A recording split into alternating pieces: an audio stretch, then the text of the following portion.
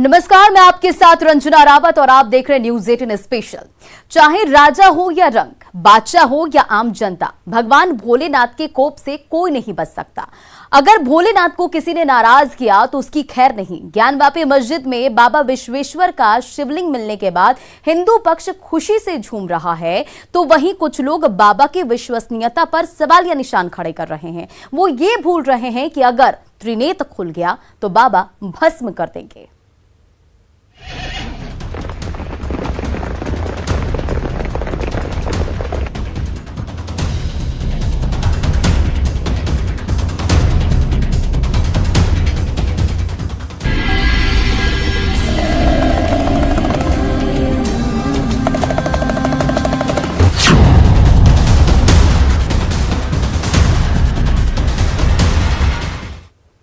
शिव सृष्टि के सृजक हैं, लेकिन उनका गुस्सा प्रलयंकारी है। सनातन मान्यता है कि शिव अगर प्रसन्न हो जाए तो संसार की हर खुशी आपके कदमों में होगी, लेकिन यही शिव जब गुस्से में हो तो सर्वनाश हो जाता है, प्रलय आ जाता है। मुगल आक्रांता औरंगजेब ने भी काशी विश्वनाथ मंदिर को तोड़कर यही गलती की थी। शिव के इसी गुस्से ने मुगल वंश के अंत की कहानी लिख डाली। देखिए शिव ने कैसे किया था मुगल वंश का सर्वनाश।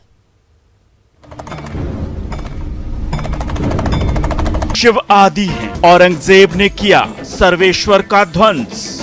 सहस्रलोचन प्रभृत्य शेषलेख शेखर प्रसून धूलि धोरणी विधूसराग्रि पीठ भुजंग राजमालया निबद्ध जाट जूटक श्रियै चिराय जायतां चकोर बंधु शेखर।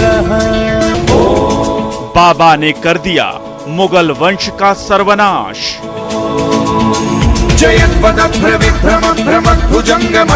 विनिर्गमत्क्रमस्फुरत् करालभाल हव्यवाढ्यमिद्धिमिद्धिमिध्वनन् मृदंग तुंग मंगल ध्वनिक्रम प्रवर्तित प्रचंड तांडवः शिवा।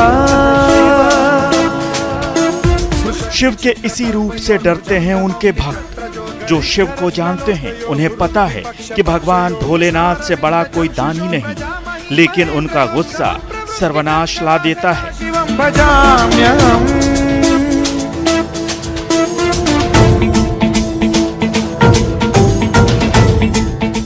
औघड़दानी का यह गुस्सा मुगल वंश देख और झेल चुका है।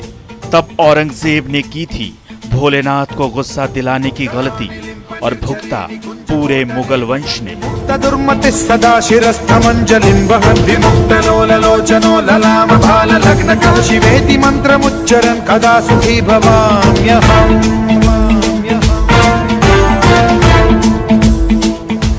मुगल आक्रांताओं के द्वारा जो षड्यंत्र किया गया था, सनातन धर्म के मानने वाले हिंदू मठ मंदिरों का विध्वंस किया गया था, अब वक्त आ गया है कि देवाधिदेव महादेव काशी विश्वनाथ भगवान में जो ज्ञानवापी में 12 फीट 8 इंच का विशाल शिवलिंग प्राप्त हुआ है।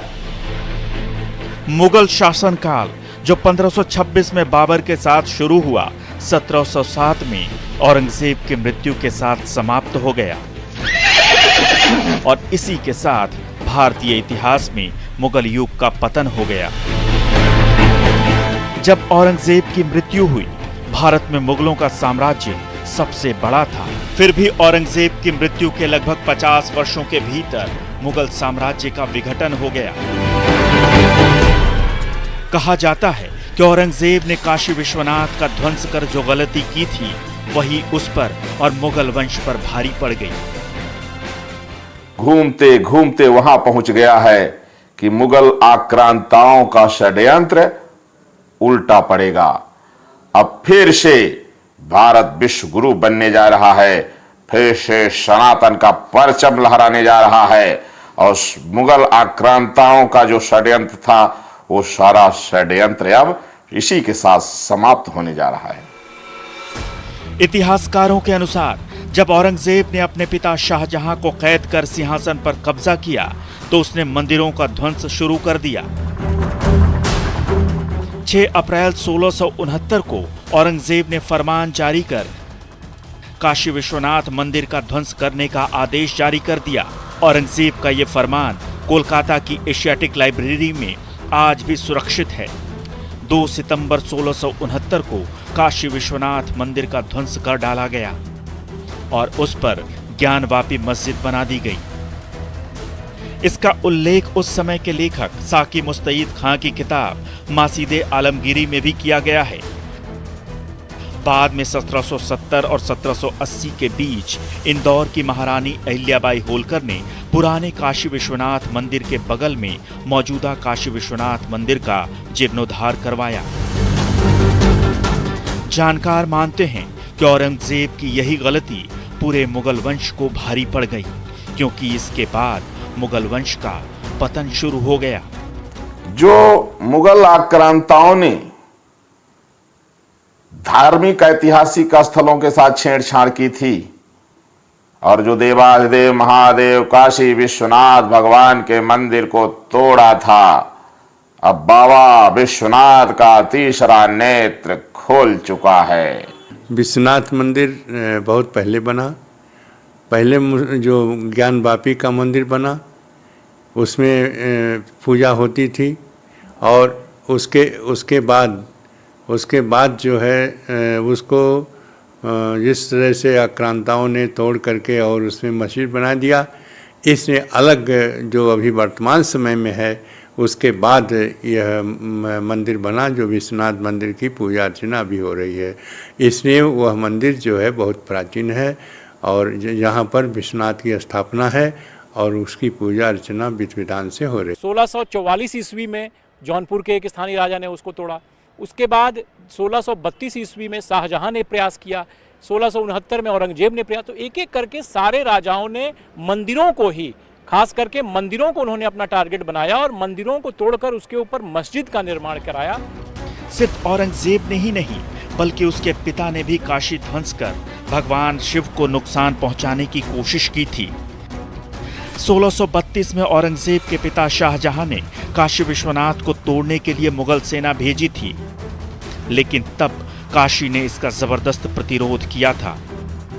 हिंदुओं के विरोध के कारण मुगल सेना मुख्य काशी विश्वनाथ मंदिर को तो नहीं तोड़ पाई, लेकिन काशी के 63 अन्य हिंदू मंदिर तोड़ डाले गए। जिस शाहजहां को मुगल वंश के शानदार और सुयोग्य शासक के तौर पर पेश किया जाता है, उसने भी भगवान भोलेनाथ का गुस्सा देखा था। शाहजहां के इस कदम से सारे हिंदू राजा मुगलों के खिलाफ हो गए। मुगलों की जो नीति थी, जिस तरीके से वो मंदिरों के ऊपर आक्रमण कर रहे थे, एक एक करके सारे मंदिरों को तोड़े जा रहे थे, इसको लेकर हिंदू समाज में मुगलों के प्रति बहुत ही द्वेष का भाव था और ये हिंदू चाहते थे कि जल्दी से जल्दी हम मुगल राजाओं से मुक्ति पाएं। और जो उस वक्त के तत्कालीन जो हिंदू सम्राट थे, उन लोगों की योजना बनी और सारे हिंदू सम्राट एक होकर उन्होंने मुगलों के विरुद्ध लड़ाई लड़ी और उसमें सफलता दी। एक औरंगजेब था जिसने आदि विश्वेश्वर के शिवलिंग का अनादर किया था और उसे मस्जिद के वजूखाने में डलवा दिया था और इसकी सजा पूरे मुगल वंश को मिली थी। लेकिन आज अखिलेश यादव भी औरंगजेब की राह पर चल रहे हैं। वो भी मस्जिद में मिले शिवलिंग का अनादर कर रहे हैं। उनकी नजर में हिंदू धर्म में कहीं भी कोई भी पत्थर रख दो तो वो मंदिर बन जाता है। जो अपने बाप और अपने चाचा का नहीं हुआ, इतिहास में एक पात्र आते हैं, कैसे उन्होंने अपने बाप को कैद करके रख दिया। कोई भी मुसलमान अपने पुत्र का नाम औरंगजेब नहीं रखता। अखिलेश तो औरंगजेब बनकर समाजवादी पार्टी को कब्जा किया है। औरंगजेब का इतिहास उत्तर प्रदेश में देखा जा रहा है। ये अखिलेश यादव के लिए बीजेपी के धाकड़ नेताओं के बोल हैं। भारतीय जनता पार्टी की नजर में अखिलेश यादव औरंगजेब हैं, वही औरंगजेब जिसने किया था काशी विश्वनाथ मंदिर का ध्वंस, वही औरंगजेब जिसने अपने पिता शाहजहां को कैद कर किया था मुगल सिंहासन पर कब्जा। बीजेपी नेता 2017 में ही अखिलेश को औरंगजेब साबित कर चुके थे, लेकिन 5 साल बाद भी अखिलेश खुद को औरंगजेब से कम नहीं मानते। अगर भरोसा नहीं तो सुन लीजिए ज्ञानवापी मस्जिद में मिले बाबा विश्वनाथ के शिवलिंग के बारे में उनके बोल। और हमारे धर्म में तो ये है, हिंदू धर्म में कहीं भी पत्थर रख दो, एक लाल झंडा रख दो, पीपल के पेड़ के नीचे मंदिर बन गया। सोचिए, ये अखिलेश यादव के बोल हैं उस बाबा विश्वनाथ के लिए जो भोले भंडारी हैं, जो सनातन सत्य हैं, जिन्हें 353 सालों से मस्जिद के वजू खाने में कैद करके रखा गया था। अखिलेश कह रहे हैं हिंदू धर्म में कहीं भी पत्थर रख दो, लाल झंडा रख दो तो मंदिर बन जाता है। लेकिन अखिलेश यादव शायद भूल गए कि ज्ञानवापी में मिला शिवलिंग मामूली पत्थर नहीं, साक्षात आदि विश्वेश्वर हैं। वही आदि विश्वेश्वर जो समस्त सृष्टि के सृजनकर्ता हैं। लेकिन अखिलेश यादव की नजर में यह मामूली पत्थर है जो किसी ने यहां रख दिया होगा। और हमारे धर्म में तो ये है, हिंदू धर्म में कहीं भी पत्थर रख दो, एक लाल झंडा रख दो, पीपल के पेड़ के नीचे मंदिर बन गया। अगर आपकी बात मान भी ली जाए तो बताइए, जो शिवलिंग मिला है क्या उसे कोई रात के अंधेरे में मस्जिद में स्थापित कर सकता है? वो भी तब जब मुस्लिम पक्ष सर्वे टीम को दिन के अंधेरे में मस्जिद के भीतर नहीं जाने दे रहा था। अगर थोड़ी देर के लिए यह मान भी लिया जाए तो क्या इतने भारी भरकम शिवलिंग को बिना क्रेन की मदद के उठाया जा सकता है? कमाल करते हैं अखिलेश यादव जी। ऐसे में आपको अगर बीजेपी औरंगजेब बता रही है तो इसमें गलती क्या है? औरंगजेब ने काशी विश्वनाथ का ध्वंस किया था और आप आदि विश्वेश्वर शिवलिंग का अनादर कर रहे हैं। और तो और अखिलेश यादव अयोध्या के रामलला का भी अनादर कर रहे हैं।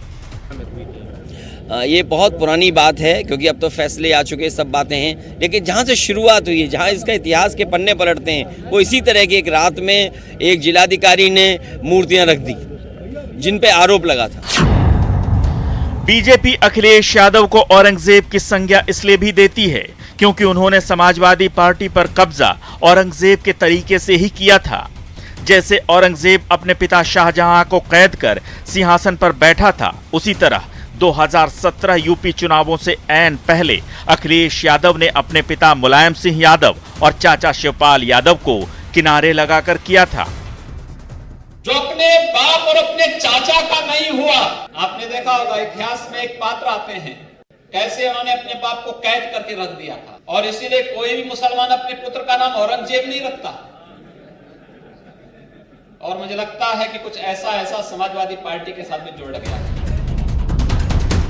अखिलेश यादव शायद ये भूल रहे हैं कि रामलला के अपमान और उनके पिता मुलायम सिंह यादव द्वारा कार सेवकों पर गोलियां चलाने का उनकी पार्टी को क्या परिणाम मिला है।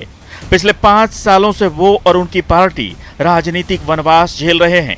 ऐसे में अगर वो फिर से भोलेनाथ को नाराज करने की गलती कर रहे हैं तो इसका खामियाजा उन्हें भुगतना ही पड़ेगा। भोलेनाथ का यही डर विपक्षी पार्टियों में गहरे बैठ गया है। इसी कारण सभी विपक्षी पार्टियां चुपचाप मुंह पर ताला लगाए बैठी हैं। लेकिन अखिलेश यादव भगवान शिव को ललकार रहे हैं। वो शायद ये भूल गए हैं कि उन्हें इसकी बड़ी कीमत चुकानी पड़ सकती है, क्योंकि भोले शंकर हैं तो औघड़दानी। गुस्सा हो जाएं तो भोले भस्म कर देते हैं। Bureau report, news 18।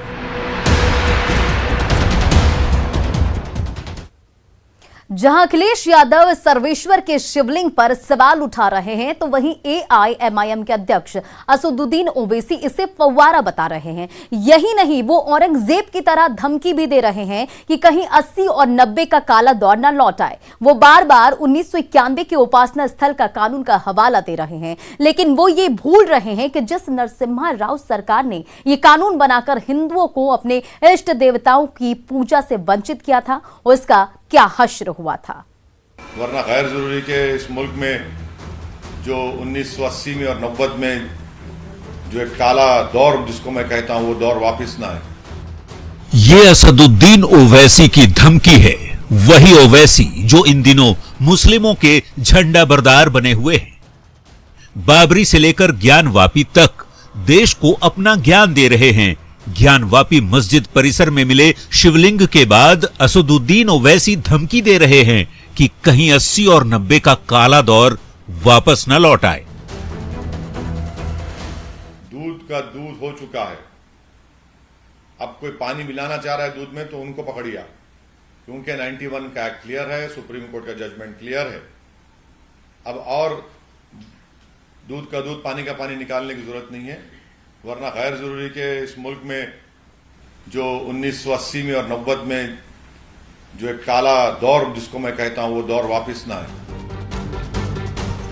ओवैसी बाबा विश्वनाथ पर सवाल उठा रहे हैं। वो आदि विश्वेश्वर के शिवलिंग पर सवालिया निशान खड़े कर रहे हैं। वो बार बार दलील दे रहे हैं कि ज्ञानवापी में मिला शिवलिंग शिवलिंग ना होकर फव्वारा है। यानी ओवैसी और दूसरे मुस्लिम नेता भी औरंगजेब की राह पर हैं। ओवैसी ही क्यों, जेडीयू कोटे से बिहार सरकार के मंत्री जमा खान भी अपना आपा खो रहे हैं। कुछ न हो जिससे कि भाईचारा आपस का बिगड़ जाए। हिंदुस्तान को बनाने में, सींचने में बड़ा लोगों ने कड़ा मेहनत किया। हमारे बुजुर्गों ने, हमारे पूर्वजों ने जिस तरह से हिंदुस्तान को संभाल कर हमको दिया है, उसको लेकर हमको चलना चाहिए। तकलीफ होगा कि हिंदुस्तान अगर बिगड़ेगा, निश्चित बिगड़ेगा। ऐसे हालात अगर होंगे तो बिगड़ेगा, भाईचारा तो खत्म हो ही जाए। ओवैसी और जमा और न्यूज 18 स्पेशल में फिलहाल इतना ही। बने रहे आप न्यूज 18 बिहार झारखंड के साथ।